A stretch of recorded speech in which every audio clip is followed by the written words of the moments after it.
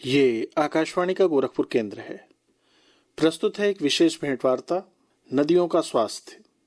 Professor Jitendra Pandey से बातचीत कर रही हैं डॉक्टर नीरजा माधव। श्रोताओं, आज हमारे साथ हैं प्रख्यात पर्यावरण विज्ञानी और नदियों के इकोलॉजी पर विशेष शोधपूर्ण कार्य करने वाले वनस्पति विज्ञान विभाग BHU के प्रोफेसर जितेंद्र पांडे जी। आज जितेंद्र पांडे जी से हम नदियों के स्वास्थ्य के बारे में बातचीत करेंगे, क्योंकि मनुष्य का जो स्वास्थ्य होता है वह तो दुष्प्रभावों से बचाने की आवश्यकता होती ही है, लेकिन जिन तत्वों से, जिन पंचमहाभूतों से हम प्रभावित होते हैं इस संसार में, इस धरती पर रहते हुए, उनके स्वास्थ्य की भी बातें हमें जाननी आवश्यक है। चाहे वो नदी हो जो हमारे जल स्रोत है, या फिर हमारा वायु प्रदूषण की बातें हम लोग करते हैं, वायु का जो तत्व है, इसी तरह से सारे तत्वों की बात होती है कि उनका स्वास्थ्य, चाहे मिट्टी हो तो मिट्टी का भी स्वास्थ्य, उसकी उर्वरा शक्ति बढ़ाने की बातें हम लोग करते हैं कि किस तरह से मिट्टी का स्वास्थ्य अच्छा रहे। तो आज हम नदियों के स्वास्थ्य के बारे में जानकारी लेंगे प्रोफेसर जितेंद्र पांडे जी से। तो प्रोफेसर जितेंद्र पांडे जी, आपका बहुत बहुत स्वागत है हमारे श्रोताओं की ओर से। थैंक यू नीरजा जी। सबसे पहले तो मैं आपको बहुत बहुत अपना आभार और धन्यवाद ज्ञापित करूंगा कि आपने इस परिचर्चा में शामिल होने का मुझे मौका दिया। नहीं, आपने इतना काम किया है नदियों को लेकर, तो हमारे श्रोताओं तक भी वो बातें जानी चाहिए। तो अब सीधे सीधे हम अपने प्रश्न पर आ जाते हैं कि जब हम नदियों के स्वास्थ्य की बातें करते हैं तो नदियों के स्वास्थ्य का तात्पर्य आप वैज्ञानिक होने के नाते क्या लेते हैं? देखें, नदियों के स्वास्थ्य और जल के स्वास्थ्य में अगर हम देखें तो दो दृष्टिकोण सामान्य रूप से हम मानते हैं जी। पहला दृष्टिकोण होता है, जैसे हम मानव स्वास्थ्य को देखते हैं तो सबसे पहले हम देखते हैं, जैसे आजकल कोरोना काल में हमने ऑक्सीजन की बात बहुत देखी। हाँ। और ऑक्सीजन सैचुरेशन हमने लोगों के शरीर में मेजर किया कि अगर 94% से कम हो जाता है तो हम खतरे में जी। तो यही ऑक्सीजन नदियों के स्वास्थ्य के लिए उतनी ही महत्वपूर्ण है। अच्छा, नदियों के लिए भी ऑक्सीजन? जी, नदियों के दो दृष्टिकोण मैंने बताया कि बहुत आवश्यक है किसी नदी के स्वास्थ्य के बारे में आकलन करने के लिए। हाँ।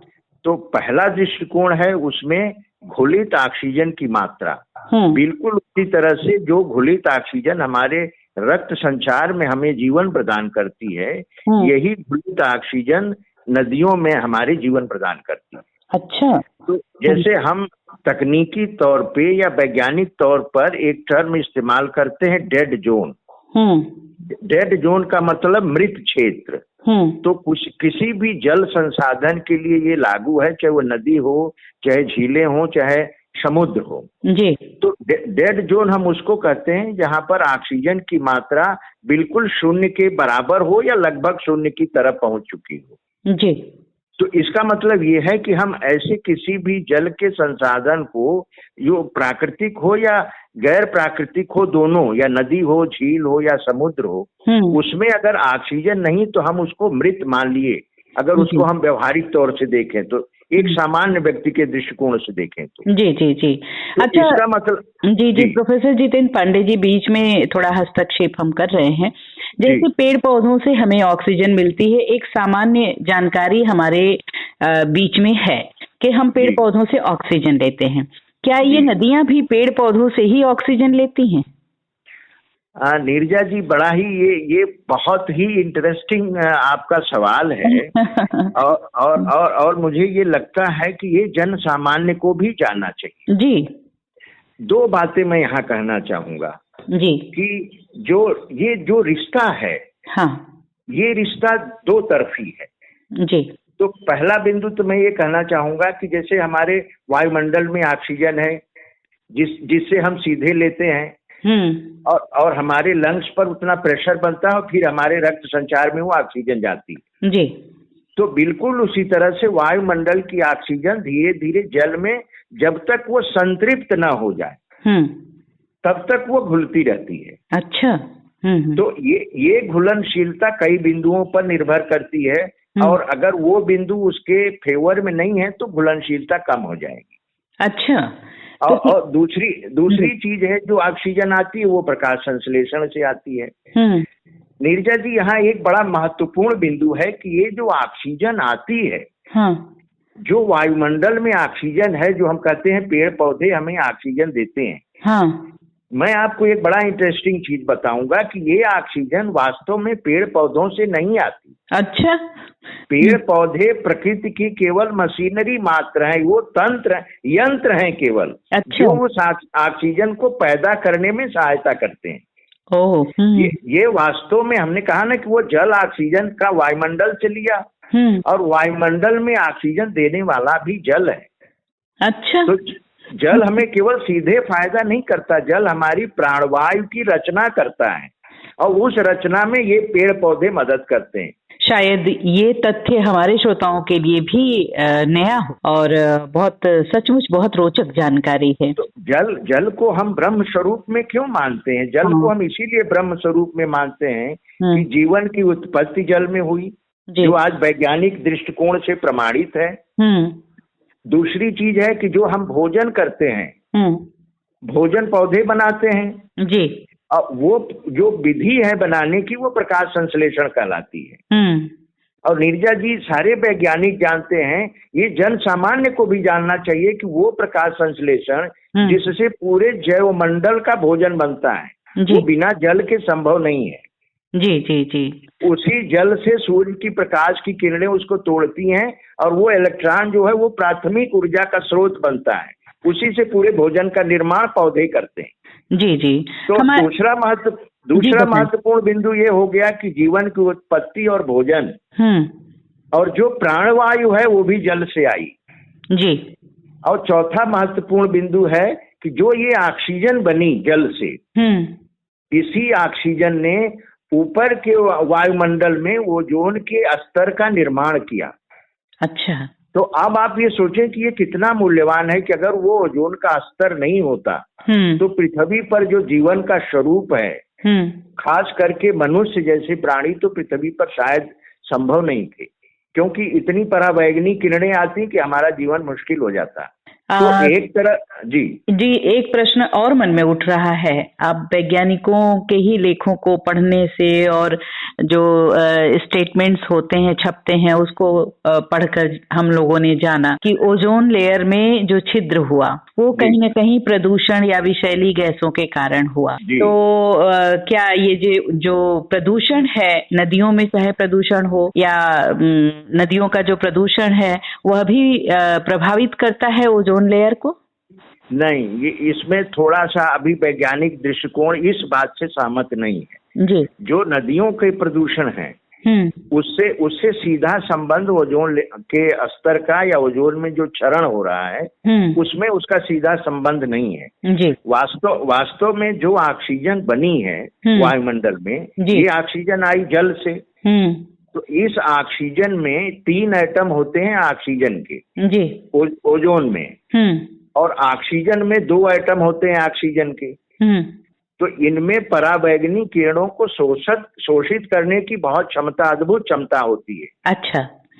तो ओजोन एक बार शोषित करके ऑक्सीजन में, और ऑक्सीजन शोषित करके ओजोन में, ये दोनों आपस में बदलते रहते हैं। अच्छा जी। और इसी से ओजोन का निर्माण होता है। तो जैसे रेफ्रिजरेटर से हम लोग जो है क्लोरोफ्लोरोकार्बन जो निकालते हैं, वास्तव में इसके क्षरण के असली जिम्मेदार ये हैं। अच्छा, जो फ्रिज हम लोग उपयोग में ले आते हैं। जी। अच्छा, एसी भी उपयोग में आता है, तो इससे भी? हाँ, एसी भी इसके लिए जिम्मेदार है। ओहो। इसमें जो क्लोरीन निकलता है जी, ये बहुत रिएक्टिव होता है, और यही ऑक्सीजन से ओजोन बनने का जो प्रोसेस है इसी को रोक देता है। इसीलिए ओजोन क्षरण हो जाता है। तो ये 2 तरफा जो चीजें चल रही वो एक तरफा हो जाती हैं। ऑक्सीजन से ओजोन और ओजोन से ऑक्सीजन एक तरफा हो जाती है। बिल्कुल बिल्कुल सही कह रहे हैं। और यहाँ हम एक और प्रश्न आपसे करना चाहेंगे। जैसे हमारे पूरे शरीर में रक्त शिराएं होती हैं, उसी तरह से जो हमारी नदियां हैं भारत भूमि पर, वो नदियां हमारे लिए रक्त शिराओं की तरह से हैं, बहुत आवश्यक हैं। ऋग्वेद में 90 से 99 नदियों का उल्लेख मिलता है। बहुत सारी उनकी सहायक नदियां हैं, लेकिन नदियों का अस्तित्व तो बड़ा संकट में पड़ गया। जब से मानव सभ्यता का विकास हुआ तब से देखने में आता है कि बहुत सारी जो सहायक नदियां थी वो या तो लुप्त हो गई या सूख गई या उनका अस्तित्व समाप्त हो गया। और इस तरह से नदियों का जो स्वास्थ्य है या नदियों के विलुप्त होने की जो स्थिति है वो बढ़ती चली जा रही है, चिंतनीय स्थिति है। तो आप इसको क्या मानते हैं कि जो नदियों का अस्तित्व समाप्त हो रहा है ये मनुष्यता के लिए कितना घातक है? ये आपने बड़ा सही शब्द इस्तेमाल किया, जो रक्त संचार से हमारे शरीर के इसको जोड़ा है। वास्तव में नीरजा जी, नदियां एक तरह से हमारे शरीर, अगर हम पूरे जैव मंडल को शरीर मान लें जी, तो नदियां रक्त संचार ही हैं।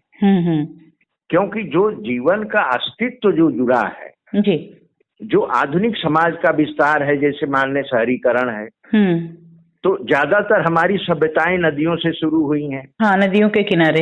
आज का जो औद्योगिकीकरण है उसमें भी जल हम नदियों से ही लेते हैं जी। जो पेय पदार्थ हमारे बनते हैं या हम जो वाटर सप्लाई करते हैं उसका जल भी नदियों से लेते हैं जी।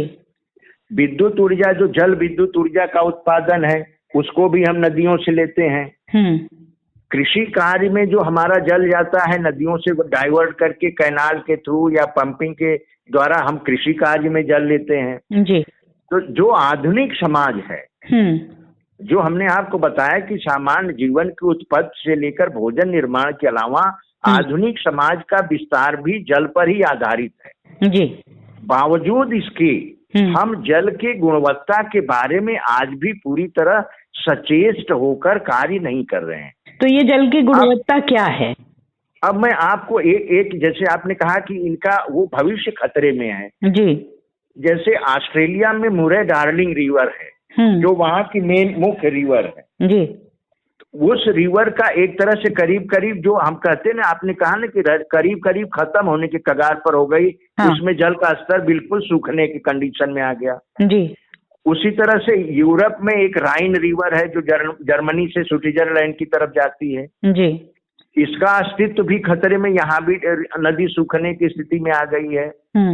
कैलिफोर्निया में भी इस तरह के कई रिवर हैं। तो ये दो महत्वपूर्ण चीजें आती हैं। एक तो ये आता है कि जल का जो स्तर है, जो वॉल्यूम है या जो क्षेत्र है नदियों में, वो बहुत तेजी से संकुचित हो जा रहा है जी। तो संकुचित हो जा रहा है। अब एक चीज मैं यहाँ कहूँ कि नदियां तालाबों और झीलों से अलग इसलिए हैं कि नदी में प्रवाह की ऊर्जा होती है जी जी। तो जैसे आप एक अच्छे व्यक्ति हैं, आप में एक प्रवाह की ऊर्जा है, सत्यता की ऊर्जा है, तो उसी तरह से नदी की प्रवाह उनके पवित्रता की ऊर्जा है जी। हमारे वेदों में कहा भी गया है कि नदी वेगेन शुद्धयति, यानी अपने वेग से शुद्ध होती रहती है।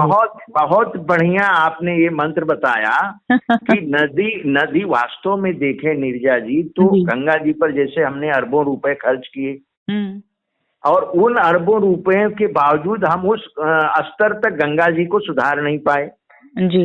तो हमारा यहाँ मंतव्य ये है कि बरसात में थोड़े समय तक के लिए नदी का प्रवाह बढ़ जाता है जी और सारी गंदगी नदी अपना बहा ले जाती है जी। तो नदी अपने वेग से ही, प्रवाह से ही अपने को शुद्ध करती है। तो इसका मतलब है कि दो बिंदु हमारे सामने हैं। एक तो है कि नदी में जल की मात्रा, उसमें प्रवाह, ये संतुलित होने की आवश्यकता है जो आज विश्व के कई नदियों में खतरे के रूप में है जी। अच्छा, दूसरा बिंदु आता है गुणवत्ता। हाँ। तो जल की गुणवत्ता में जो कमी आई है, जैसे आपकी अपनी नॉर्थ की सबसे महत्वपूर्ण नदी गंगा जी हैं जी। मध्य भारत में नर्मदा जी हैं, फिर महाराष्ट्र में उधर गोदावरी जी हैं, नासिक की तरफ मीठी रिवर है। ये कुछ ऐसी नदियां हैं हमारे देश की जी जिसमें प्रदूषण का स्तर चुनौतीपूर्ण ढंग से बढ़ गया है जी जी। तो प्रदूषण का स्तर ज्यादा बढ़ जाने से जी एक तो जल की जो मात्रा कम होती जा रही है, तो प्रदूषण का स्तर ज्यादा बढ़ जाने से हम उस जल का शुद्ध तरीके से उपयोग भी नहीं कर पा रहे हैं। हमें लगता है कि जो प्रदूषण के कुछ कारक हैं, ये जो कृषि क्षेत्र में कीटनाशकों का उपयोग या कृषि विस्तारण का भी प्रभाव नदियों के स्वास्थ्य पर पड़ा है। साथ ही जो जंगलों की कटाई हुई है उनका भी शायद नदियों पर दुष्प्रभाव तो पड़ ही रहा है। कुछ कुछ जो कैनाल्स बनते हैं नदियों में, तो उसके कारण भी उसकी धारा प्रभावित होती है। तो क्या इन सारे कारकों को जोड़कर आप नदी के स्वास्थ्य को देखते हैं कि इन सब चीजों पर रोक लगनी चाहिए? जी, अब देखें, रोक लगाना तो एक शब्द थोड़ा सा आ जाता है कि यहाँ लोगों का विरोध शुरू हो जाता है कि रोक लगाने से फिर बाकी चीजें कैसे होंगी। जी जी जी, हमें एक संतुलित विकास की बात करनी होगी। बिल्कुल सही कहा। जैसे आपने कहा कि कृषि, तो कृषि कार्य में हम जो तमाम तरह के उर्वरक इस्तेमाल करते हैं जी, उनकी मात्रा कितनी है और वो कैसे उर्वरक है, एक पहली बात ध्यान हमें ये लेना होगा। जैसे हम आज रासायनिक उर्वरक को ऑर्गेनिक उर्वरक के साथ मिला दे तो समस्या का समाधान कुछ हद तक हो जाएगा। अच्छा। तो जैसे उर्वरक में हम नाइट्रोजन और फास्फोरस ज्यादा मात्रा में इस्तेमाल करते हैं, तो आप नीरजा जी ये जानकर आपको आश्चर्य होगा कि जैसे हम लोग यूरिया इस्तेमाल किए, तो यूरिया में 100 किलोग्राम यूरिया अगर हमने 1 हेक्टेयर में डाला है जी, तो उसमें से मात्र 45 से कम या 40 किलोग्राम यूरिया ही वास्तव में फसलों द्वारा ली जाती है। बाकी क्या होता है? बाकी यूरिया जो है वो धीरे धीरे एक तो वायुमंडल में जाएगी और वायुमंडल से फिर धीरे धीरे डिपॉजिट होके जल पर आएगी, और नहीं तो सीधे बरसात के जल के साथ वो सीधे नदियों और पोखरों और झीलों में चली जाती है। ओहो।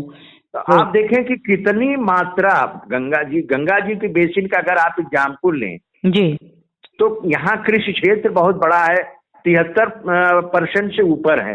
जी जी, तो कितनी मात्रा यूरिया की पड़ती होगी, आप देख लें कि विश्व के जो विकसित देश हैं वो कितनी मात्रा डालते हैं फर्टिलाइजर्स की। जी जी जी। और दूसरा उर्वरक आता है आपका फास्फोरस।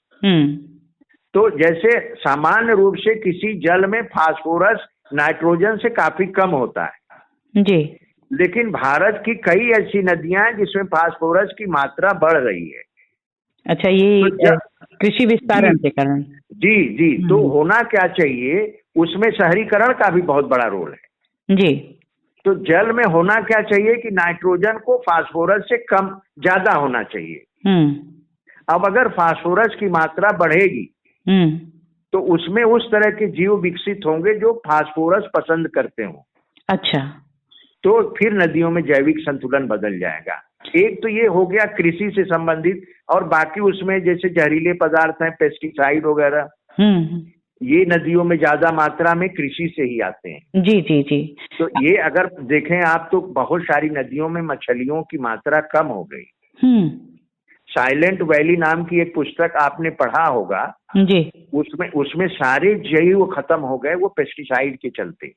अच्छा, जो नदियों में जो जैविक तत्व है या जीव हैं उन पर भी इसका बुरा प्रभाव पड़ता होगा? जी मैडम, बिल्कुल पड़ता है नीरजा जी। इस पे जैविक तत्व और सारे जो जितने भी फंक्शंस होते हैं नदियों के अंदर, जैसे माइक्रो ऑर्गेनिजम्स हैं वो आधे मर जाएंगे, जो आधे बचेंगे वो पूरे पर नियंत्रण कर लेंगे। जी जी। तो हो सकता है कि वो उसके लिए एक तरह से वो माइक्रो ऑर्गेनिजम्स हों जो उसके कार्य क्रियाकलाप को नकारात्मक रूप से प्रभावित करते हैं। जी जी जी। अच्छा, यहाँ एक आपने जंगल की कटाई की बात किया। हाँ। ये यहाँ एक वन विभाग का बहुत बड़ा योगदान है और होना चाहिए। वो क्या? क्योंकि जी जंगल की कटाई जो है, जैसे हमने कहा कि एक बहुत बड़ा जो मैनेजमेंट प्रबंधन का तरीका है वो है वाटरशेड मैनेजमेंट। तो वाटरशेड मैनेजमेंट में है जल को ज्यादा से ज्यादा वाटरशेड में या बेसिन में देर तक, जैसे वर्षा हो रही है तो जल को देर तक हम रोकें जी, जिससे कि वो जल जो है आपके भूजल में जाके मिल सके, जिसको हम इकोलॉजिकल उसमें इनफिल्ट्रेशन कहते हैं। जी जी। तो ये जो जल ज्यादा समय तक रुकता है वो फॉरेस्टेड एरिया में या वन क्षेत्र में ज्यादा रुकता है। इसका मतलब है कि वन क्षेत्र वर्षा जल को भूजल में मिलाने में बहुत बड़ा योगदान करता है जी। तो अब मैं आपको ये बता दूं कि जो हमारी बेसिन एरिया है या जो वाटरशेड एरिया है उस दो चीजें बहुत महत्वपूर्ण थी। एक तो वन था, तो वन जो है जल के बहाव को कम करता है और दूसरा छोटे बड़े तालाब, जी, ये तालाब भी बहाव को कम करते हैं। तो इससे क्या होता है, भूजल का स्तर बढ़ता है और जहरीली चीजें सीधे नदी में नहीं पहुंचती। जी जी। तो ये हमारा तो आपसे आह्वान है कि हाँ। ये वन विभाग के लिए बहुत बड़ा एक योगदान होगा कि आप 1000 किलोमीटर दूर भी अगर वन विकसित करते हैं जी, तो उससे प्रभावित होने वाली नदी की एक तरह से शुद्धता की गारंटी है। और भूजल का स्तर बढ़ेगा तो नदी का नीचे कंटिन्यूम जो कहते हैं वाटर टेबल, वो बढ़ जाता है। एक तरह से आप नदियों के स्वास्थ्य को लेकर जो समाधान है वह भी बता रहे हैं। और हमारे पास समय की अपनी एक सीमा है प्रोफेसर जितेंद्र पांडे जी, तो हम चाहते हैं कि हम सीधे समाधान पर आ जाएं कि नदियों के स्वास्थ्य को ठीक रखने के लिए हम क्या कर सकते हैं। एक आम जो नागरिक है वो क्या करे और जो तमाम विभाग हैं वो क्या करें। नीरजा जी, ये मुझे लगता है कि आज के इस परिचर्चा का सबसे मूल्यवान प्रश्न है क्योंकि समाधान मानव समाज के विकास के लिए आवश्यक है। जी जी। हम उसे किसी रूप में भाग नहीं सकते, वो चाहे समाज के द्वारा किया जाए या वैज्ञानिकों के द्वारा किया जाए या हमारी सरकारें जो है उनके द्वारा किया जाए। जी। तो मैंने जो बताया, सबसे पहला जो महत्वपूर्ण बिंदु जो सामने आता है वो हमें समाधान नदी क्षेत्र तक सीमित करने से नहीं होगा। जी जी। एक बिंदु तो है कि हमें वाटर शेड लेवल पर प्रबंधन करना पड़ेगा, जैसे हमने बता दिया कि कुछ तालाब पोखरे भी हों और वन का विस्तारण हो। जी जी। वन के विस्तारण से जल की शुद्धता और नदियों की शुद्धता और उनके जीवन जल का जो ये भू स्तर है, गंगा जी में जैसे बहुत जगह गंगा जी भू स्तर से जुड़ी हैं जी, लेकिन उसमें सेडिमेंटेशन इतना ज्यादा हो गया कि वो चीजें कट ऑफ हो गई। दूसरा महत्वपूर्ण चीज है कि जो जैसे सेडिमेंट ड्रेजिंग जो कहलाती है, जी, हिंदी में वो बालू खनन कहते हैं। बालू खनन। जी, बालू खनन से भी नदियां जो हैं अपने जो उनकी वहन क्षमता है, हाँ, और उनकी जो संतुलन करने की क्षमता है उसको एक मतलब संतुलन में रखती है। जी जी। तो बालू खनन को जैसे हमारी भारत सरकार रोक लगा देती है कभी कभी, तो मैं तो ये आग्रह करूंगा अपने सरकार से कि वैज्ञानिक दृष्टिकोण से बीच बीच में बालू खनन होना चाहिए। अच्छा, तीसरा महत्वपूर्ण बिंदु है, हम लोग इकोलॉजिकल इकोसिस्टम के टर्म में रेजिलियंस कहते हैं। जी। तो रेजिलियंस की डिक्शनरी मीनिंग तो है लचीलापन, तो लेकिन वास्तव में उसका मतलब वो होता है जैसे आज हम लोग कहते हैं कि हमारी इम्यूनिटी अगर सही है तो हम ज्यादा सरवाइव कर सकते हैं, लंबा सरवाइव कर सकते हैं जी, या हम बीमारियों से अच्छे से लड़ सकते हैं। जी जी। जैसे कोरोना काल में हमने ज्यादा ये देखा कि जिसकी इम्यूनिटी कमजोर है वो उसके आघात में ज्यादा आते हैं। जी जी। तो ये रेजिलियंस नीरजा जी किसी भी जल के स्रोत के अपनी गुणवत्ता पर निर्भर करता है। तो चाहे पेड़ पौधे हों, चाहे हम आप हों, चाहे बाकी के जीव हों, उनमें सब में एक रेजिलियंस होता है। जी। तो नियम क्या कहता है कि अगर किसी संसाधन को आप दोहन कर रहे हैं तो उसके रेजिलियंस के सीमा से ऊपर मत जाइए। जी जी। प्रकृति का कोई संसाधन उस दोहन को आराम से बर्दाश्त कर लेता है अगर आपने रेजिलियंस के सीमा को उल्लंघन नहीं किया। जी। तो उस रेजिलियंस के अंदर अगर आप हैं तो वो संसाधन आप अपने आप को रिकवर कर लेता है। बिल्कुल, और शायद इसीलिए कहा गया है कि प्रकृति को प्रकृति रहने दें। प्रकृति का स्वामी जब मनुष्य बनने लगता है तो नुकसान होता है। तो स्वामित्व की भावना नहीं आनी चाहिए। जी जी जी, स्वामित्व की भावना नहीं आनी चाहिए, बिल्कुल सही कहा आपने। जी, तो प्रोफेसर जितेंद्र पांडे जी, आपने बहुत बहुमूल्य जानकारी हमारे श्रोताओं को दी और बहुत ही ऐसे अनछुए पहलुओं पर प्रकाश डाला जिसको शायद हम लोग नहीं जान सकते थे बिना आपके बताए। आपको बहुत बहुत धन्यवाद हमारे आकाशवाणी परिवार की ओर से। बहुत बहुत धन्यवाद नीरजा जी, बहुत बहुत धन्यवाद। अभी आप सुन रहे थे भेंट वार्ता नदियों का स्वास्थ्य। प्रोफेसर जितेंद्र पांडे से बात कर रही थी डॉक्टर नीरजा माधव।